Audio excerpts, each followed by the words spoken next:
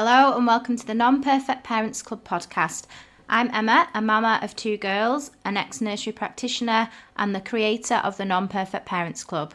The Non-Perfect Parents Club is all about support, honesty, truths, acknowledging that none of us can be perfect parents because it's impossible, and basically just speaking the unspoken. The only rule here is no judgment allowed. I love hearing people's stories. I love finding out about other parents, their family dynamics, their values and how they tick. So that is what this podcast is going to be. Some great honest conversations about parenting, hopefully delving into some nitty-gritty thoughts and feelings that will make us all laugh, cry and sigh a big sigh of relief.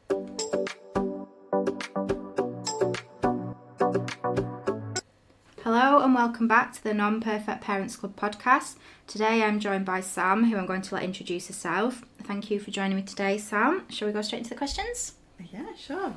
Okay, so number 1, if you want to introduce yourself and tell us a little bit about your family dynamic or any heritage that you want to talk about. Yeah, so I'm Sam. I've got 3 daughters and 1 stepson. Mm-hmm. I'm married, I've been married for 7 years. So we both had like 1 each before we met. Yeah. And then we met and had 2 together. Yeah.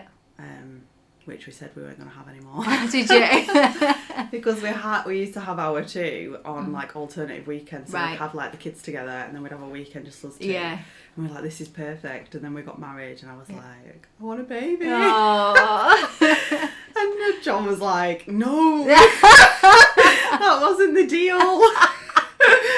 And then we ended up having Hallie, and then we was like, that's it. And then she got to like 3, and I was like, I want to have a baby. Aww. So we've ended up with 4 between us. Yeah. And we live in a van with our 2 youngest. Yeah, not all 4 of them. Yeah, wow, yeah. So, do you want to elaborate on that now, or do you want to any more like any other questions? Does it come It'll probably come out of the other ones, but yeah. So we just 2 years ago in January, the lockdown January, we moved into our panel. We converted a van and moved into it with our 2, just as like a trial. Yeah. And then we've just loved it. So we've just not moved back into a house. Because I've followed you on Instagram for quite a while now, so I've kind of watched some of this, and I love it. Yeah, I think it was like not last Christmas, but the Christmas before, we were like, when the kids were off school, we were like, oh no, we need a house. Yeah. And it was dark, and we were like, no, we need one. Yeah. And then we kind of started looking for one, and then we was like, no, what are we doing? Yeah. We just need to ride it out. Yeah. And then it all... And then, I'm so glad we didn't, because we just love it, yeah. That's amazing. Okay. The main rule of the Non-Perfect Parents Club is no judgment allowed. Have you ever felt judged in your parenting, and can you tell us about it? Yeah, quite a lot, because we kind of do things quite alternatively. Yeah. Like, we have felt judged quite a lot through different things.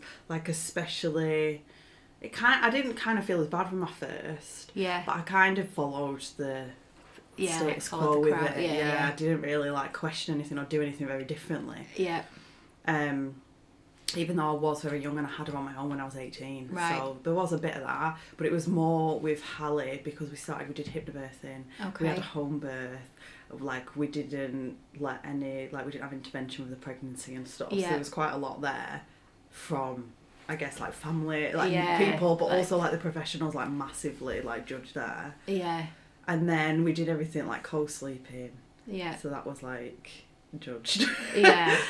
And like I used to wear in a sling all the time. Mm-hmm. That was quite a big one. Yeah. Because how old's Hallie? Hallie's 7. 7, yeah. So my youngest is 7, and slings, that was only just kind of becoming more common then, definitely. Wasn't it? Yeah, no one really did it then. Yeah.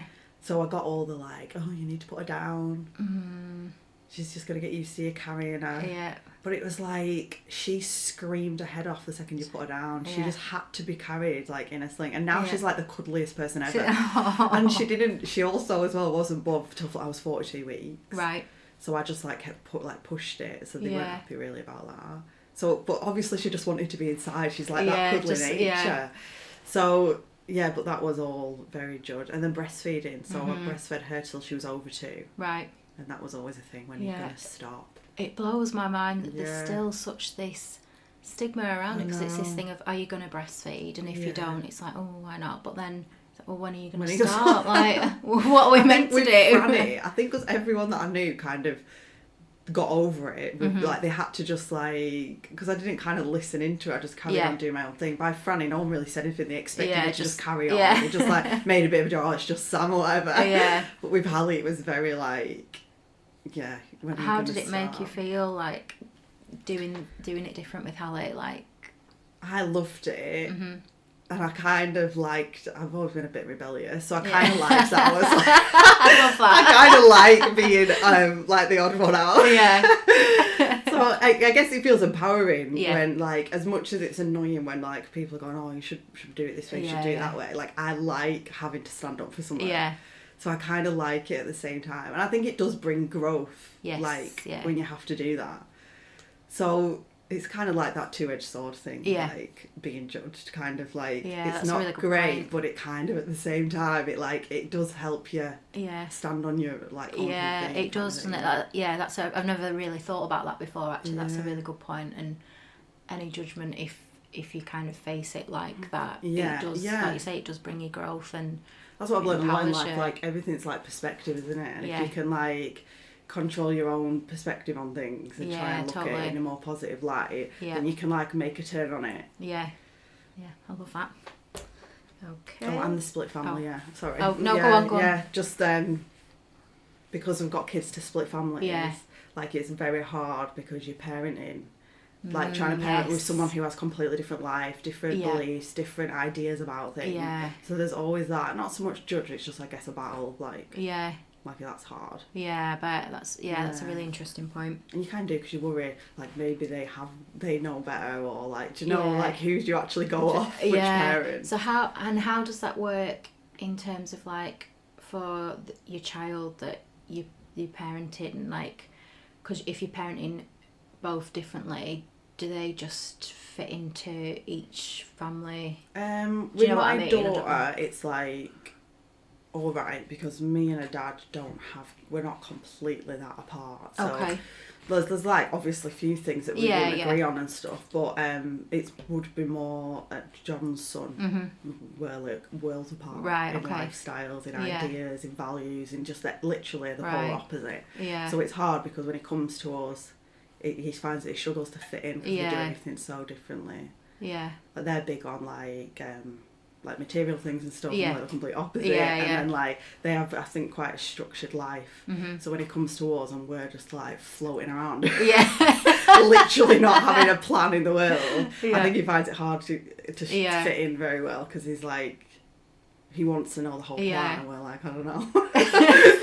So how do you both manage that then? Do you manage it, or do you just kind of go with the flow? We just kind of have to go with the flow, but it is hard. I bet. Okay. How do you feel about parenting? Good, bad? Has it changed you? Do you have any regrets? Everyone always says that's quite a loaded question, but there's quite a lot in there. Well, how do I feel about it? I always wanted to be a mum, and I always just wanted to be a housewife. That's what I always said. I just want to be a housewife, I want to be a mum. So, like, when they were babies, I loved it, because I didn't have to go to work. When I met John, he was just like, you don't need to work, so I didn't. And I loved it, because I was just like, I had my babies with me. Like, I'm finding it hard now they're a bit older. Really? Yeah, because they want the dad, and I feel like quite useless to them now. So, like, the Hallie's 7, Franny's 4. And they just want to play at that age, don't they? They kind of, like, they don't want to be, like, nurtured as much. Obviously, you've still got the nurture role, but, like, not as much as when they're tiny babies. A bit more independent, aren't they? Yeah, especially because I breastfed and carried them around and slept with them. John, while he was still there all the time, like, it was definitely me. Like, I didn't really go out or leave them with anyone for, like, a few years. And I'd be the one carrying them around and feeding them.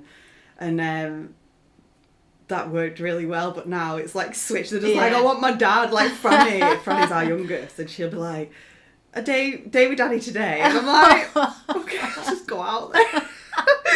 So I'm finding it hard. Like, luckily, like, this last 6 months, because things have worked out and it's actually lined up really well, where John's cut back loads of work and I've started working. Right. So it works perfectly because they want to be with him so he can stay at home with like Franny. Yeah. And then I can go out to work. But that's bringing on loads of guilt.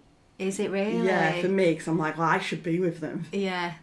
Even though it is a perfect setup because they're still with the dad. Yeah. And they want to be with him because he plays with them and like... Yeah. He'll act like a child. Yeah, like fun dad. Yeah. But yeah, that's bringing up a bit of guilt. So I'm finding that hard because I still want to be with them as like... I guess that's why you end up going on to have like more babies. Well, yeah. But we don't want any more. No, that's it. Yeah, that's definitely it. But yeah, so I'm finding that harder now. I loved it when they were babies. Yeah. It probably just gave me a bit of a purpose and like I felt needed by them. Where now it's like... No, you've got a slightly different purpose, I guess. And like you getting to kind of do your own thing, I guess. I should enjoy it. Yeah. No, it's hard though, isn't it? Yeah. And it is. And I guess like if you always wanted to just be a mum and stay at home, and then you absolutely loved that role when they were babies, it's like quite a big switch. Like for a lot of people, the baby stage is really hard because they're so reliant on you. Yeah. So as they get a bit more independent, you kind of feel like you're getting your freedom back a bit, whereas you're maybe like the opposite way. Yeah, I'm like scared of my own freedom. Oh. John's like, you just go and I'll have them. Like, what am I going to do? Yeah. That thing that I've got this free time, like, what do I do now? I know. What was the next? Has it changed you? Yeah, it's definitely changed me. I think obviously my first one I was 18 on my own, so that was like I had to grow up fast, which I did. Like I was out living on my own at 19 with my daughter. Yeah. But I think the last two have changed me more. Right. Just because of like what I said before, like learning how to stand up for myself and like especially learning how to assert myself and be like owning that these are my decisions, these are my kids. Yeah. Especially with like it's always family, isn't it? Yeah. I think because when it's people you don't necessarily know or aren't related to, it doesn't bother you as much. But I think when it's your family, it's just like, oh, like I don't want them to think that or be judgment. I just want them to think that I'm doing well and good, and so when they do say stuff, I think it cuts deeper, doesn't it? I think they're more like open to saying stuff as well. Yeah, they don't care as much, they just say it, don't they? Yeah. I think it probably comes from as well, like they might not even be meaning to like be judgy, but from being kids and stuff, you get like these messages from these people and they come across a certain way, don't they? Yeah. But yeah, and regret, I don't like to regret things in my life. No, I'm the same, yeah. I just think everything leads up to this point, and it's like, if anything had changed, I wouldn't be here where I am today. So like, I wouldn't change any of it. Yeah. Even though like loads of it was really hard. Yeah.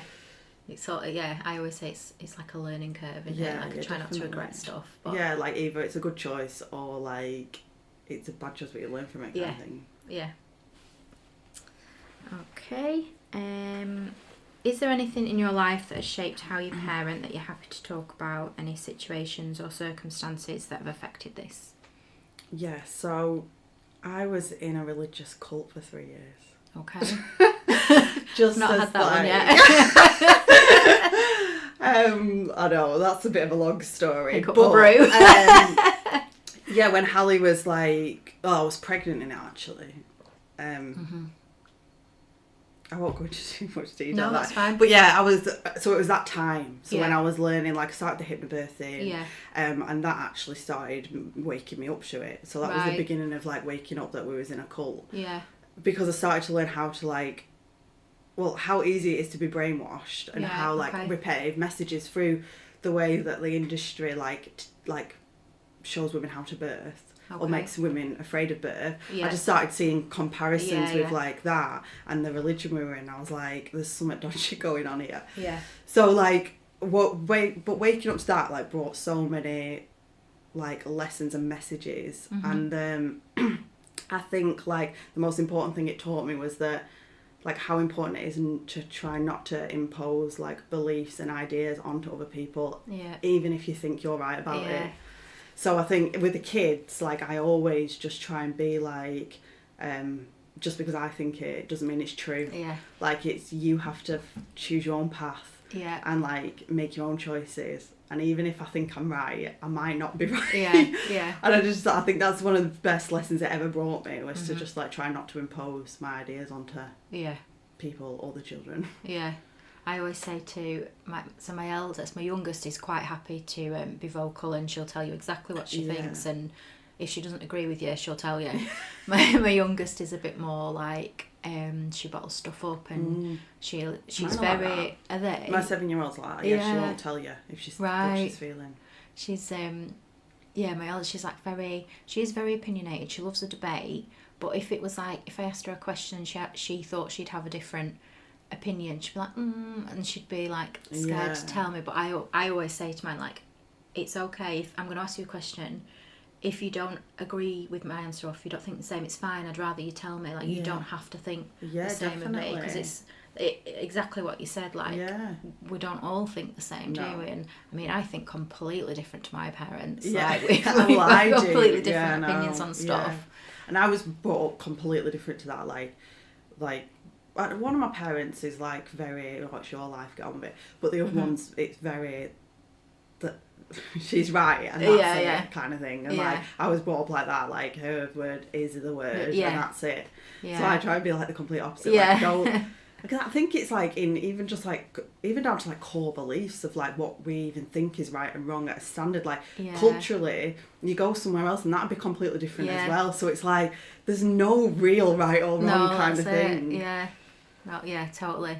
And I think as well, like with our parents, I think that generation, it was very much, and even like coming from their generation before them, it was like, no, I'm the adult, I'm right, you do as I say. And it's like whereas I feel like now we're kind of, it's filtering down and we're trying to change things, and we're kind of, I mean, there's a lot more out there now of like different ideas and opinions and learning, isn't there? So it's kind of, I guess some of us are trying to flip it and definitely have like a better narrative, I guess. Yeah, definitely. And just like the hypnobirthing and like the births, of like how important like physical closeness is, and like emotional support and stuff. Yes. How important that is to like for their well-being as they grow up and stuff. Yeah, totally. And that was quite a big lesson. Yeah. But I think before I started the hypnobirth and started learning all this stuff, especially my first, like I didn't realise kind of that, like how important that was and stuff. I was very young and like I'd only, I guess, had the parental input of like how I was raised, which was very like, do this, do it that way, and that's the one way you're meant to do it, and kind of don't drop off the path, like don't. And I was raised very much like, don't make mistakes, so it was like, get it right every time. So I try and teach my kids like, you have to make mistakes. But I know it's with my eldest, whether this is just her or it's because of that, she hates getting things wrong, so she won't like, if she gets it wrong, she won't try again. Where our 7-year-old, she's like, keep going, she won't stop. She'll just keep trying even if she fails at it. But I was raised like, don't make mistakes. You're doing a bad like perfectionism, don't and then it's that pressure, isn't it? Like, oh my god. I think they're the two things that like through the years I've learned. Okay. What is your biggest value when it comes to parenting? I'd say that probably, like not imposing like beliefs and ideas onto them. And trying to let them just like grow like they naturally would. As much as possible, like, because I know after like I started kind of on this sort of path, like learning this stuff, like I got a bit like over worried about that. About like you know, kind of giving them issues or doing things, and then you kind of have to like go and realise like you're always going to imprint on them. You can't not imprint on them. There's going to be, it could be the smallest thing you say that ends up, as they grow up, they have kind of a bit of a complex about it. So you can't fully do it. And like, I know I started to get a bit paranoid about like, we need to make sure like you know, we never put her down. Yeah. Do you know, it's like just a bit obsessed about it Yeah. and over worried about it. So I kind of had to like balance that out. Yeah. Like I am a Libra, so I'm always trying to balance because I'm awful. I'm like the scales of a Libra. I'm like over here and then over here. So I had to try and like balance it out a bit, and you know, like getting a bit worried. Like I'd say we do like gentle parenting and stuff, but like I know if you get into it too much, you can then end up worrying of even just shouting at them for, you know, like when they actually need telling, not wanting to do it, and then the opposite ends up happening, and you end up having children who have no discipline. Do you know what I mean? Yeah, like no boundaries. Yeah, no boundaries whatsoever. So there is like a balance kind of thing. And I think it's interesting that you say like you try and do gentle parenting. Like I think I'm very similar to you from what like all you're telling me. My values are very similar to yours, I think, and I think it's that thing of you can't. And I never explain stuff very well. It's coming. Like I always felt like I didn't fit in anywhere with parenting because I wasn't this type of mum or this type of mum. But I think what I do is I take different values from each style of parenting, and I guess that's a little bit like what you're saying. Like I like the gentle parenting thing, but I feel like I've got to be careful that I don't get too much into it because otherwise, like what you say, happens. Yeah, there's definitely like ends of the spectrum, and I've kind of gone to the two. So it was like things like schooling. So Hallie's leaving school now, we're homeschooling, which is what we've always wanted to do. Yeah. But we've gone with like the schooling side of things and like what they need. We've done both sides as well. So my eldest has always been in state school. Yeah. And then I got there's like things about state school that I just don't agree with at all. Yeah. And I don't like. Yeah. So I was like, so Hallie's not going. So we sent her to Steiner in Lancaster. Oh, really? Yeah, and it was like the whole other end of the spectrum. Yeah. And at first it was like, I like the values. Like it is like that gentle, like emotional support and like they learn through play and stuff. And I loved all that. Yeah. But then just like after a few months, I started realising actually that's not great. It was a bit too sheltered then. Yeah. It was a bit too soft. And, do you know what I mean? There was, and then I realised that wasn't perfect either. And it's kind of like, I'm the same. There's never I like to take everything and I do it in everything. I don't like, especially after being in a cult, I don't like one belief. I'll go around, I'll take bits and I'll jumble them all up and make my own thing. But I think it's the same, like with parenting, there's like, I guess there'd be the one end of the spectrum of things like leaving them to cry it out and all the quite harsher styles of things, and then there's a complete other side which also has like detriments to doing it that way as well. Yeah, and I think it's not like just go soft and then they'll be absolutely fine, because they'll still grow up with like a certain issues if you go too far that way. You need to kind of be like right in the middle. Yeah, and that's it, and that balance is really hard to find, isn't it? And I think you're always going to be off with it. Yeah, you go that way and like. And like you say about you're always going to impact them somehow. Like I kind of, for a long time now, I've kind of said like I know that I'm gonna give them triggers, but as long as they feel they can like say to me like, oh God, Mum, you did this and you did this, and rather than me feeling like offended, I can just accept it and say, oh God, I'm really sorry. Like, definitely. And I think it's just that acceptance of knowing that we can't parent perfectly. Nobody can, and as long as we're kind of aware. Yeah, that's it. And you know, we can do our best, but that doesn't mean we can strive for more or look, you know, like we can still look for other ideas. We don't just have to stick in that one lane of parenting. Yeah. I think it changes as well, doesn't it? Like everything has to change. Like I think like the gentle stuff, and it's probably where it ends up going overboard. Like most things do go overboard, don't they? Like there's an idea that it grows till it's just ridiculous. Yeah. But like the gentle stuff is great when they're like babies. Yeah. And then there should be a switch where like they get to an age and they need a bit more bit of sternness, a bit of like boundaries and stuff. And I think maybe a problem that has happened is like the gentleness is just people have kind of carried on all the way through, and then it's detrimental in that sort of way.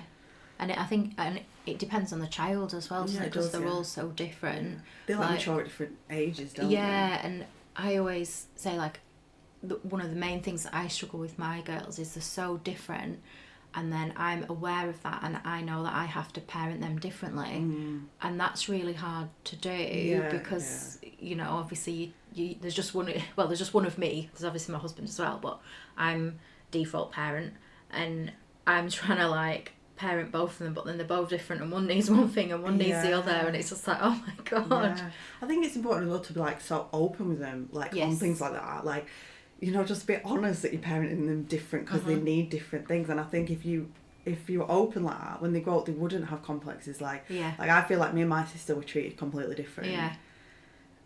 But it was never like open. Like no one ever said that. It was just like I'd get told, "Oh, you're just jealous," or "You're just being ridiculous." Like, no, you don't. And actually, it probably would have been better if they just admitted like we were being parented different because we are different. And if we just said that, like, well, I am treating you differently because you're different people. Yeah. Maybe like I wouldn't have gone on my whole life thinking that she was the favourite kind of thing. Do you know what I mean? Yeah, no, I know what you mean. Because our two are the same. Like Hallie, the 7-year-old. Well, we've got them all. They're all completely different. But I'm just talking about our two. Because they're like in their thing, our dynamic. Hallie is like dead soft. Mm-hmm. She's 7, but we always say she's the youngest because Franny's 4, but Franny's like she'll say what she wants. She doesn't care. She just says it as it is. She's a bit like my eldest. Yeah. Who's 13. And you can like you don't have to be as like. We've always said Hallie, the 7-year-old, we'll worry about her. She's the one we'll worry about for her whole life because she's just so soft. But they need treated differently as well. Yeah, and it's hard, isn't it? Mm-hmm. And I saw, I think, did I listen to it or watch it? And I don't know how you pronounce his name. Is it Gabor? Gabor, mate? I don't know if I pronounced that, but some of the listeners might know what I mean. But he did a thing and he was saying, like, even you do parent your children differently because you as a parent are at a different stage of your life. So like there's 5 years between mine, and I know myself, I was very different as a first time parent with my eldest, and we were in a completely different stage of our life as to when our second came along, and I found that like really interesting. Yeah that's true actually, because like how like I have parented Cameron, my eldest. I've parented her so much different to like the other chicks. I hadn't learned anything. I didn't do like hypnobirthing. Like I lived at home with my parents for the first year, and then I moved out and I was on my own. And I feel guilty about that sometimes. And I even notice now you kind of can't really switch how you parent them, even though you're like kind of a new person and you've learned stuff. You still kind of just treat them the same as before you hadn't. It's weird. There's like a lot of stuff with her because she's not as affectionate and stuff either. Yeah. But that is weird actually. You are different. It's something that I would have never ever have thought about until I heard that, and I was like, wow, I was a bit mind blown. I was like, oh my God.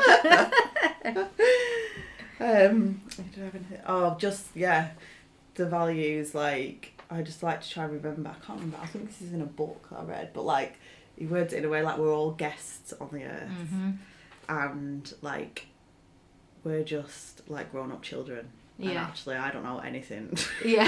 I don't know anything either. So I'm just like always just saying to the kids like I don't know either. I don't know everything. It's like and I was brought up different to that. It was like we know everything and you don't know anything. And I hate that. And it was a little bit of that thing, I think, wasn't it, of like they maybe felt like because they had to know everything. Whereas I'm like you, like I'm I'm just like I don't know.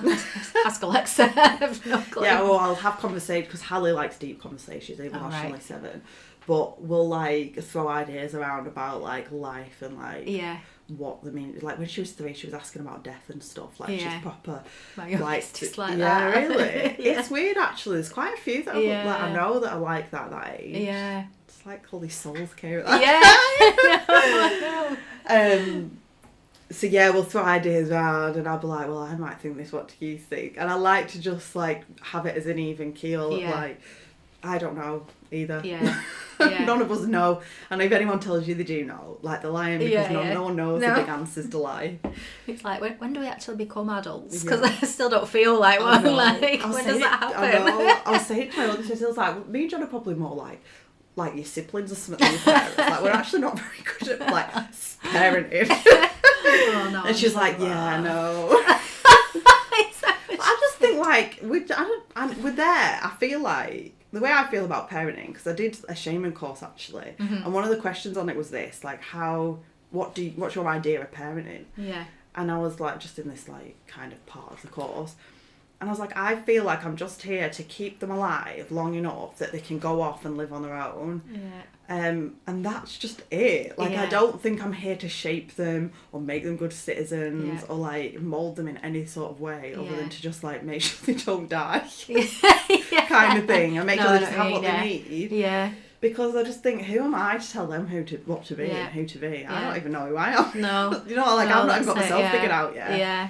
Yeah, no, that's a really good point. Like, yeah, I always say, like, you know, I don't own them. I'm here to... I always think of, I call it the long game, where you have to let them go and they go off on their own. It's like we said before about the balance, like... There's then sometimes that step's taken too far where there's no boundaries. So it's like a balance in it. Yeah, definitely. Yeah. Of like parenting, keeping them alive, keeping them kind of on the right track, but letting them choose their own track. It's so complex, isn't it? Like, how are we even meant to do this? I guess we'll find out when they're older if we did well or not. I don't even know where we're up to now. Was that values? Yeah. Okay. What has been your biggest challenge so far?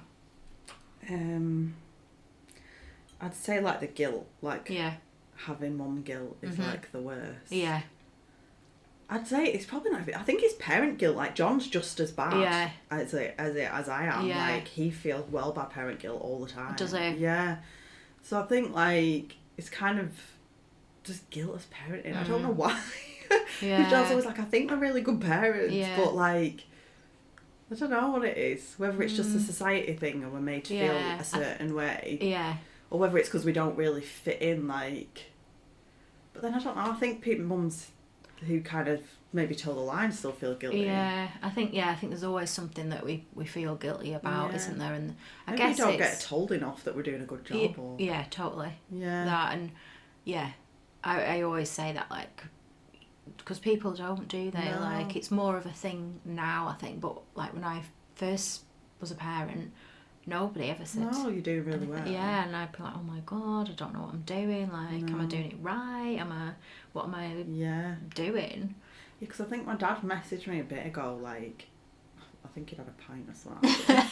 But he likes to think, "Oh, you're doing a really good job" or something. And I was like, actually, like, on the edge of tears, taken back. But only because, like, it's probably because I don't hear that ever. Yeah. So actually, like, we probably should just tell each other more we're doing good jobs. Yeah, we should, definitely. Yeah.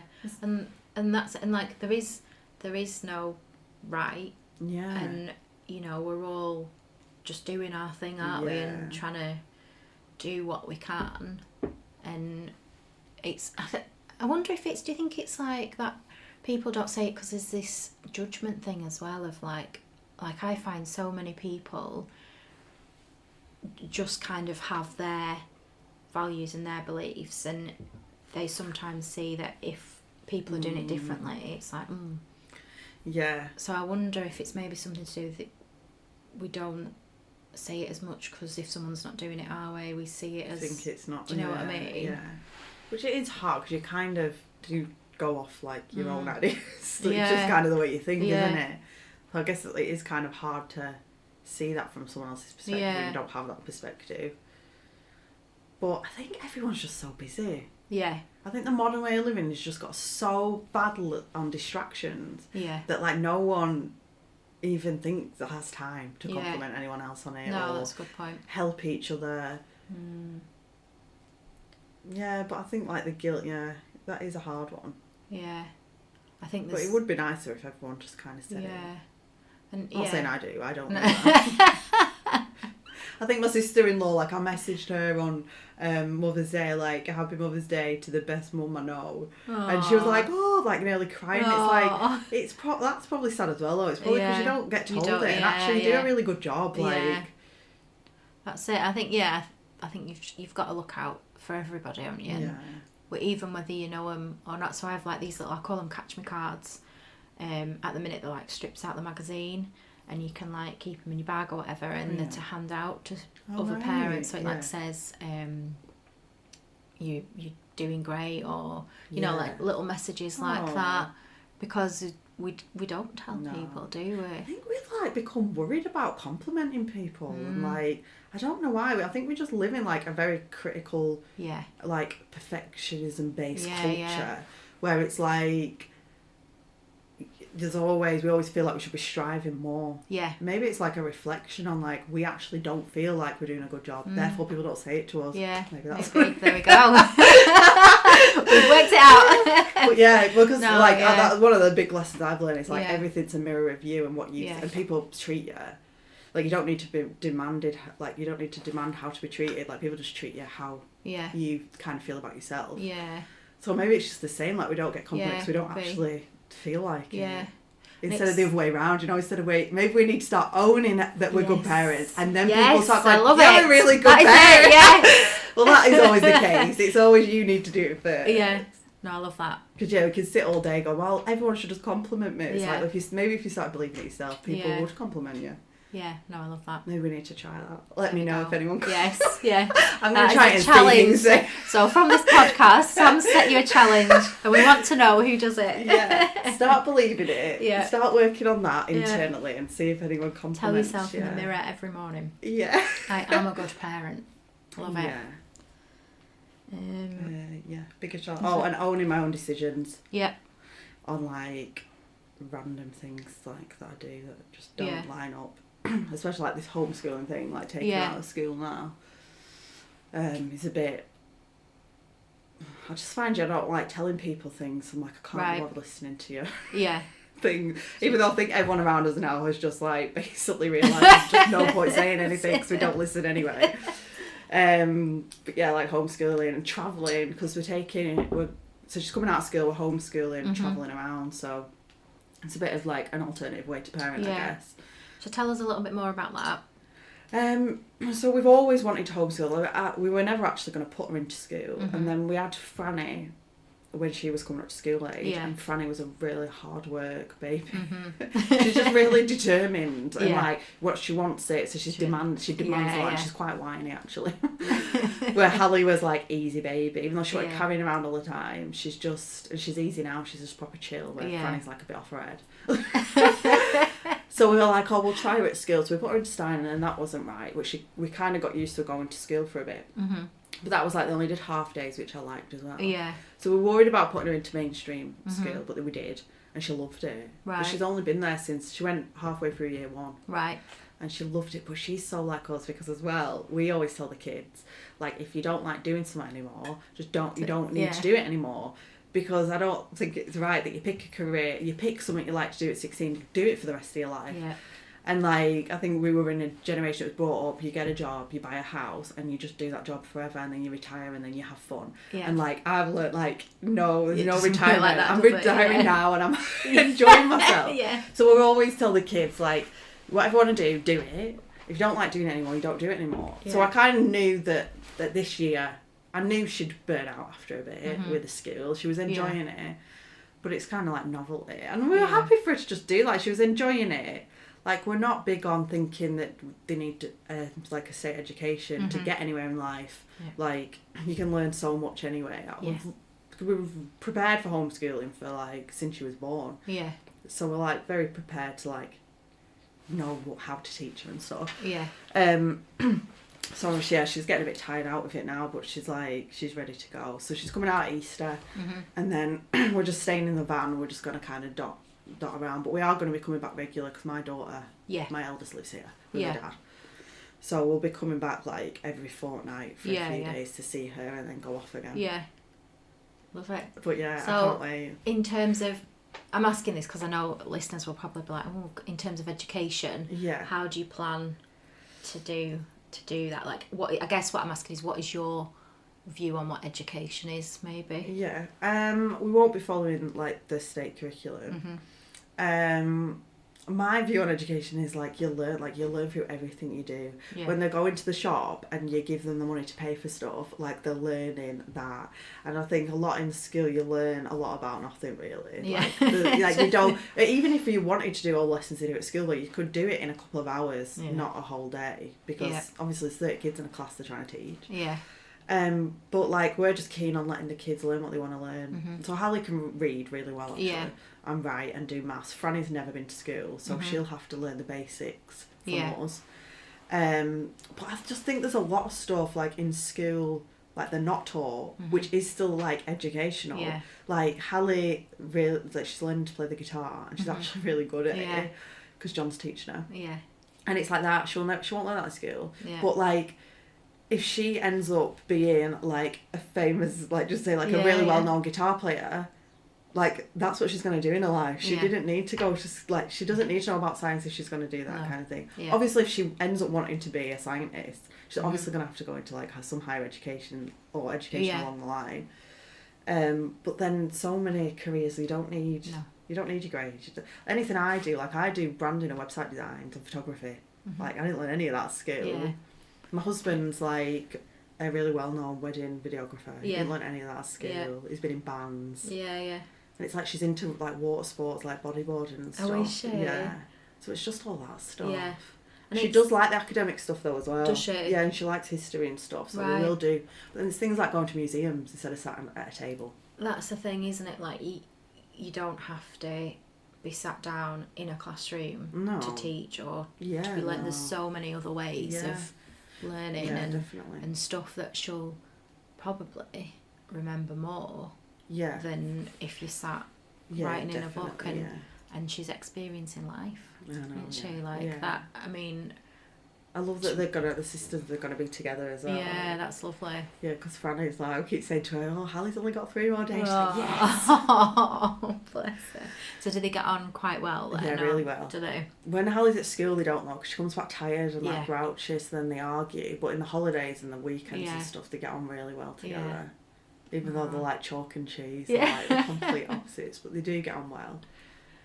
So I feel like I think we're nearly on the last question out, but I feel like I need to ask you a little bit more about van life. Before we get into that. So tell us about that. Like, I know you've kind of touched on it a little bit, but like how do you find living in a van? How does it work? Like, what?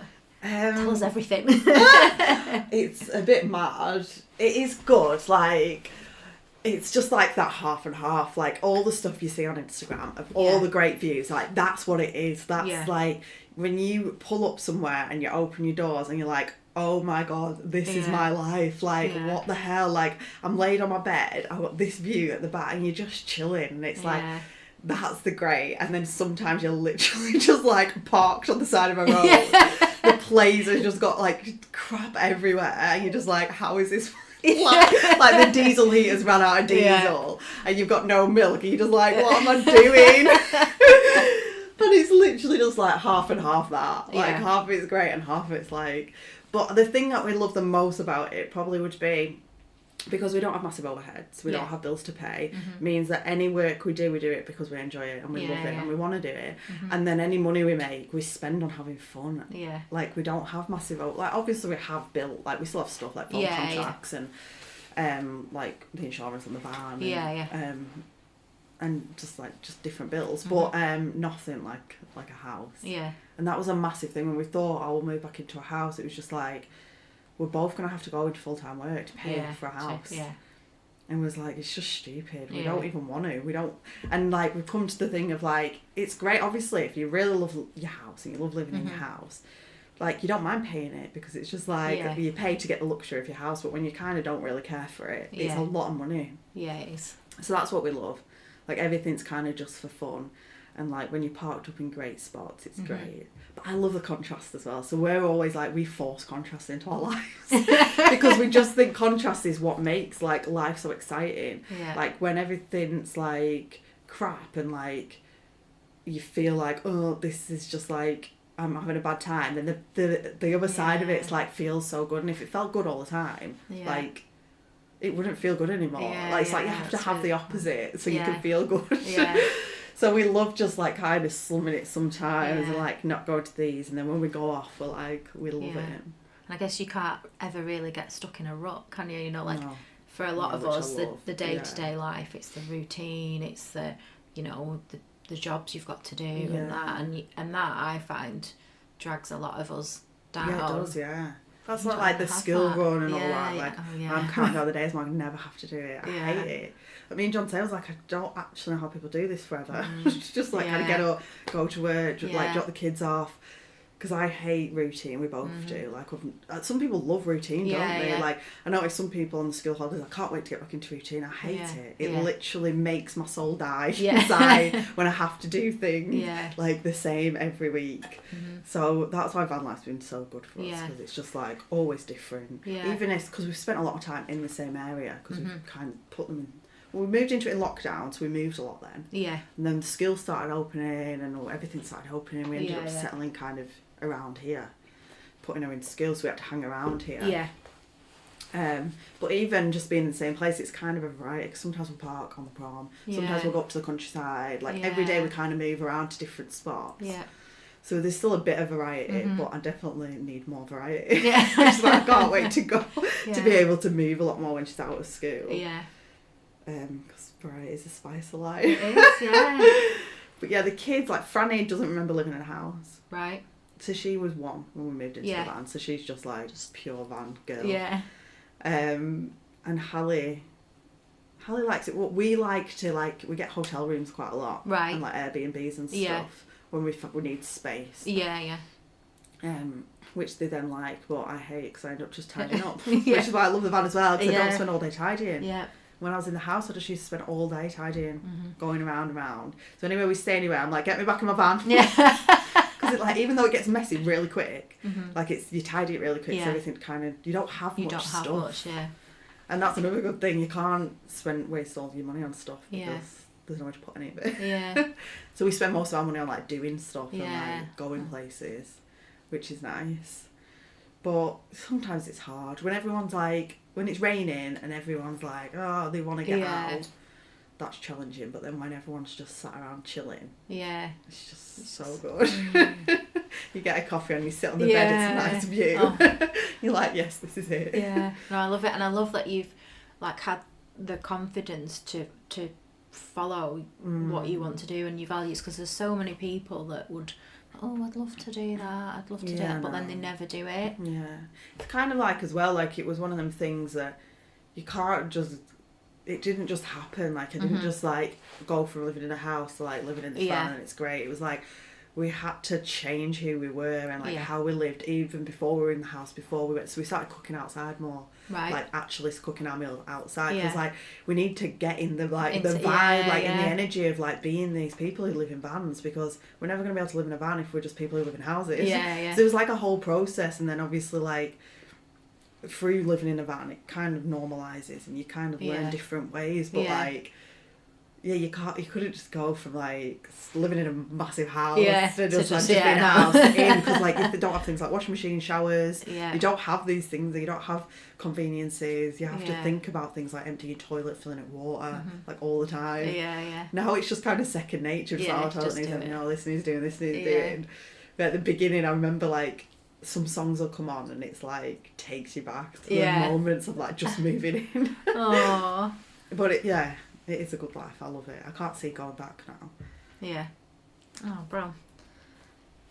Okay, so last question. What do you wish you could change about parenting in general, as in for everyone? I wish that like life was a bit easier, because I think everyone would. We probably wouldn't have as much guilt on the topic of guilt, because you would just be more chilled.